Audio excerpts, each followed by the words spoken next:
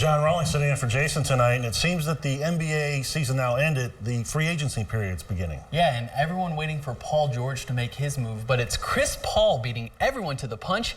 I'll let you know the details later, but first, AAU track regionals are heading back to Spartan Stadium once again. Thousands of athletes making the return to Lima to advance to the big meet. Hear from the Lima Striders right after this quick timeout. Sports. It's that time of the year where kids from the ages of 5 to 18 all hit the track for a chance to make it to AAU Nationals. Thousands of kids from across the country compete for the top spot to put them amongst the nation's best.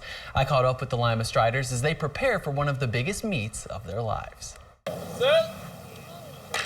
Starting tomorrow, over 1,300 kids will pack into Spartan Stadium for a chance to make it to the national meet. The competition is going to be unbelievable. We have several state qualifiers that ran the Ohio High School Athletic Association state track meet that'll be here.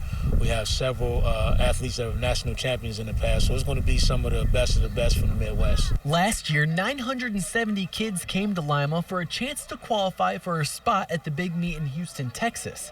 Now that the national meet has been moved up to Detroit, Michigan, more competition is headed to Lima. A lot of the athletes from the Midwest, it'll be an affordable trip. They'll be able to drive over to Michigan. Last year, I believe, in Houston, we had about 11,000 track and field athletes.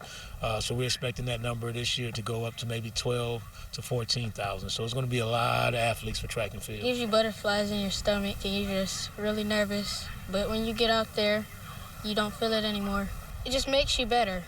The Lima Striders will represent the area with 42 athletes prepared for the regional meet. The Striders qualified 11 athletes a year ago and are looking to bring more up north despite the stronger field. In this meet with 1,300 athletes in each age group, only the top 6 in the running events and the top 5 in field events actually make it to the national. So when you look at some of the age groups, there may be 40, 50 kids in that age group, in a single age group, and only 6 of them are going to make it to the national. And that's a big thing to get to that national stage.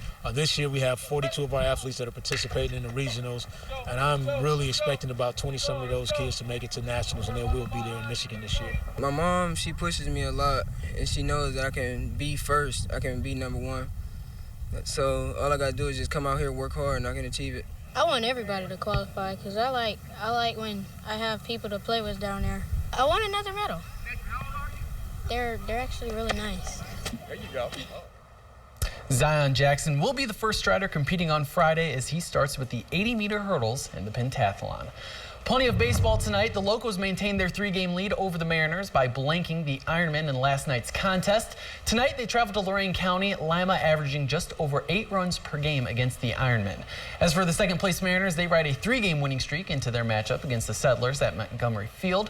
The boys from Grand Lake outscoring their opponents 19-6 in their last 3 games. First pitch set for 7:05. In the majors, the Reds are trying to end June on a positive note. The past week, they are 2-1 with a win against the NL East leaders of Washington and the NL Central leaders of Milwaukee.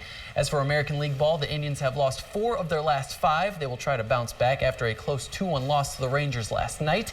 And after dropping 8 games in a row, the Tigers are back on the winning side of things. They will try to make it 3 straight against the Royals at Comerica Park. I have highlights from all 3 games at 11. And finally, Chris Paul is now a Rocket, joining the runner-up MVP in Houston. We'll see. Traded from the Clippers to the Rockets. Exactly. We'll see how that works out. Yeah, Clippers are going to be down. All right, thanks, John. We're back with final stock numbers right after this.